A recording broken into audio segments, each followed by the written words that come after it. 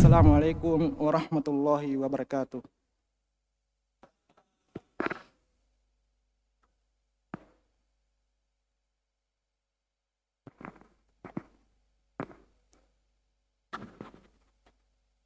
Bismillahirrahmanirrahim. Innal hamdalillah nahmaduhu wa nasta'inuhu wa nastaghfiruh wa na'udzu billahi min shururi anfusina wa min sayyiati a'malina. May yahdihillahu fala mudilla lahu wa may yudlil fala hadiyalah. Wa asyhadu an la ilaha illallah wa asyhadu anna Muhammadan abduhu wa rasuluh. Ya ayyuhalladzina amanu taqullaha haqqa tuqatih wa la tamutunna illa wa antum muslimun.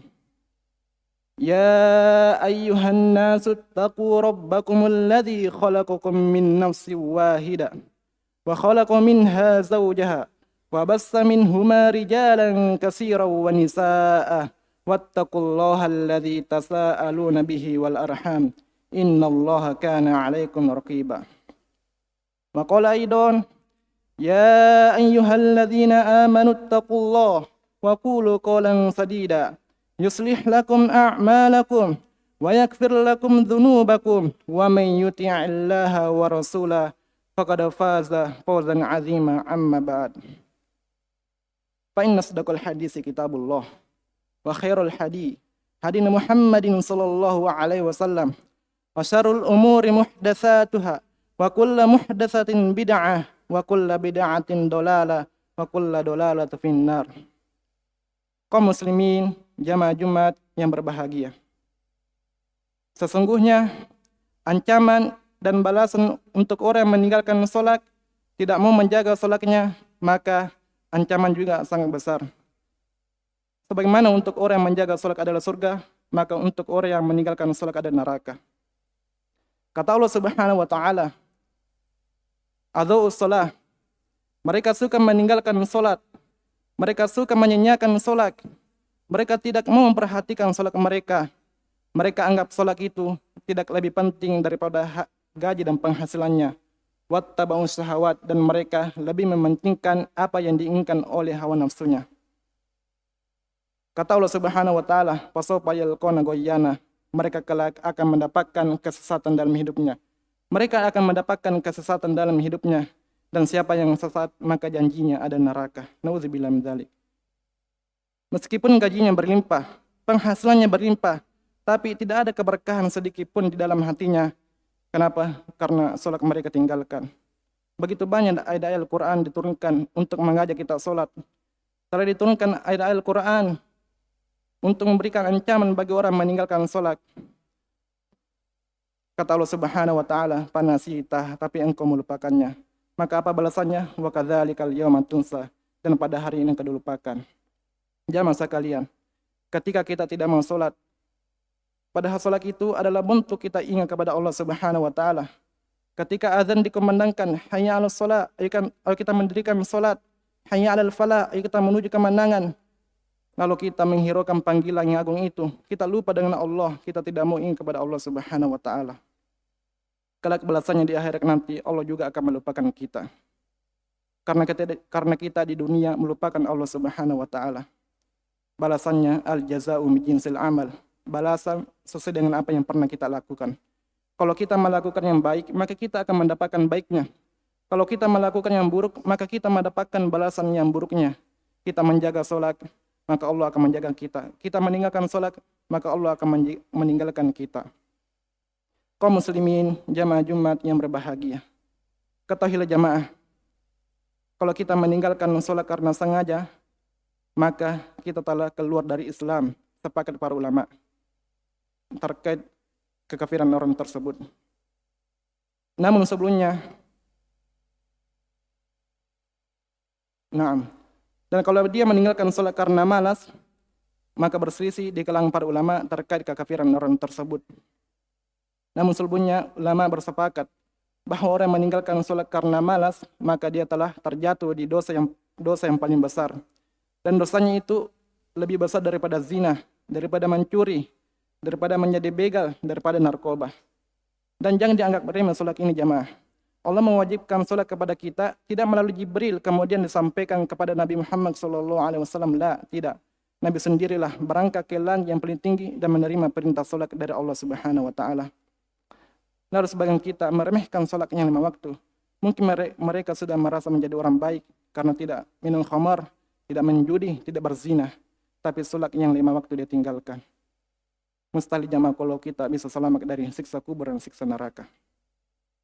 Walaupun kita melakukan ibadah-ibadah yang besar, seperti berhaji, berumrah, bersedekah, berpuasa di bulan Ramadan, dan salat Jumat yang tidak pernah alpa, tapi salat yang 5 waktu yang ditinggalkan, maka seluruh ibadah-ibadah yang pernah kita lakukan itu akan sia-sia jamaah. Tidak akan diterima oleh Allah Subhanahu wa taala, akan ditolak oleh Allah Subhanahu wa taala. Kenapa? Karena dia meninggalkan rukun Islam yang kedua, yaitu salat. Sedangkan salat itu adalah pondasinya agama. Tiada agama. Tanpa rusak tiada agama itu, maka rusak pula seluruh amalan-amalan yang baik yang pernah kita lakukan. Kaum muslimin, jamaah Jumat rahimani rahimakumullah. Apa sih yang membuat kita malas salat? Berapa lama sih waktu kita diambil kalau mengerjakan salat dibandingkan dengan pekerjaan kita? Hanya ingin mendapatkan dunia, hanya ingin mendapatkan kesenangan dunia yang penuh dengan tipu daya. Dan jamaah, kalau kita beralasan sibuk mencari rezeki, lalu meninggalkan sholat, maka hal itu adalah sesuatu yang tidak masuk akal. Karena Allah Subhanahu wa taala sudah menjamin menetapkan rezeki bagi makhluknya.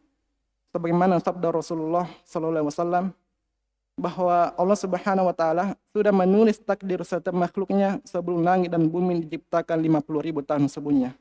Apakah masuk di akal? Sibuk mencari rezeki, lalu berpaling kepada sampai memberi rezeki, yaitu tidak sujud kepada Allah Subhanahu wa taala.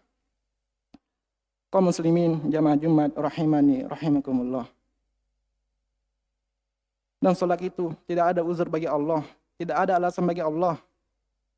Walaupun kita dalam keadaan sakit dan kita tidak bisa salat dengan berdiri, maka kita dibolehkan salat dengan duduk. Dan kalau tidak bisa dengan duduk, kita dibolehkan salat dengan berbaring. Dan kalau tidak bisa salat dengan berbaring, kita dibolehkan salat dengan isyarat mata. Dan kalau kita tidak bisa lagi salat dengan isyarat mata, katakanlah jamaah, cepat atau lambat, kita sudah berada di masjid paling depan. Artinya itu kita disolatkan. Aqulu qouli hadza wa astaghfirullahi li wa lakum innahu huwal ghafurur rahim.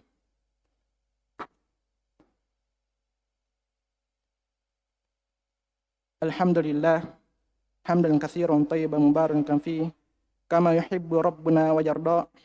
Asyhadu an la ilaha illallah wa asyhadu anna Muhammadan abduhu wa rasuluh. Kaum muslimin jamaah Jumat yang berbahagia. Persoalan salat ini adalah perkara yang sangat besar. Persoalan yang pertama kali yang dihitung nanti pada hari akhirat adalah salat kita. Jaga salat Bapak Ibu jamaah sekalian. Dunia ini hanya sementara. Tidak ada yang tahu kapan kita akan kembali kepada Allah Subhanahu wa taala. Karena pasti akan datang kematian itu yang tidak tahu kapan akan datang. Sebelum kematian itu datang, salat. Sebelum kematian itu datang, beribadah. Sebelum kematian itu datang, berbuat ketaatan kepada Allah Subhanahu wa taala, karena pasti akan datang kematian itu. Karena kematian itu merupakan rahasia dari Allah Subhanahu wa taala, karena dia adalah rahasia. Maka jangan pernah lalai. Boleh jadi ketika kita lalai, tiba-tiba tidak mau sholat, dan kematian itu datang kepada kita, dan kita tidak bisa berbuat apa-apa lagi pada waktu itu. Na'udzubillah min dzalik. Yang ada hanyalah penyesalan demi penyesalan. Sholatlah jamaah, walaupun kita adalah seorang pendosa.